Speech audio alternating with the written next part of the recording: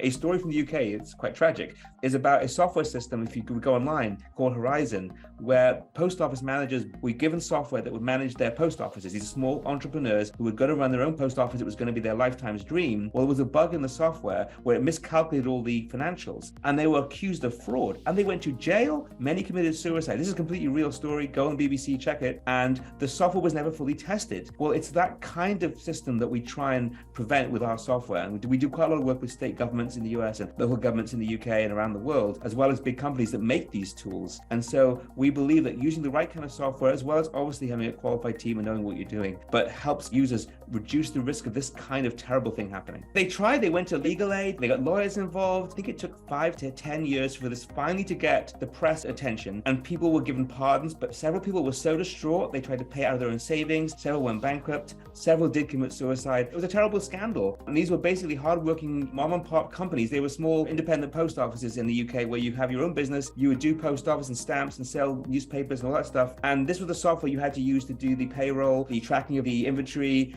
And there was a bug, there were several bugs in it, and the company had been warned. I don't want to get myself up into legal jeopardy. So it's on the BBC, it's completely public story, and software has this problem consistently.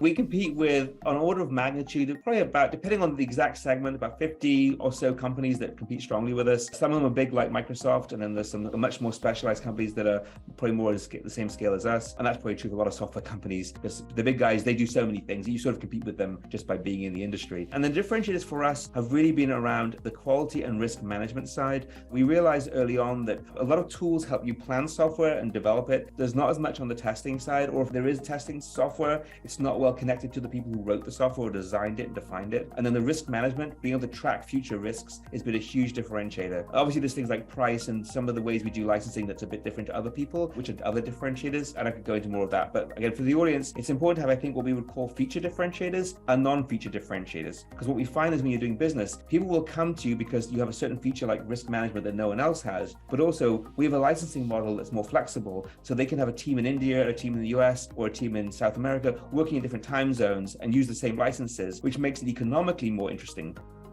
The computers can already check the code that we write. The computers are now writing code that they themselves, that we check. So you could have computers checking code that other computers have written. At some point, if we're not careful, and we're not there yet, we could have a situation already where computers are designing systems we don't understand. There's already some truth to this, because even the AI systems that we rely on, like a Google Maps and things, well, we've moved away from the idea that, I write software that I wrote the steps 1 through 10. Instead, we've told the computer, here's this data set, here are these rules, put it together and see what you come up with. Some of the systems we have today, even now, we don't fully understand how they work. We know they work, and we know that if we give them this data set, we know they work okay, maybe amazingly even. But do we know what happens if it's given a data set it hasn't seen before? Will it be safe? We don't know what else has it found that we didn't even know it's found. So we're not at Skynet, but we're definitely farther along.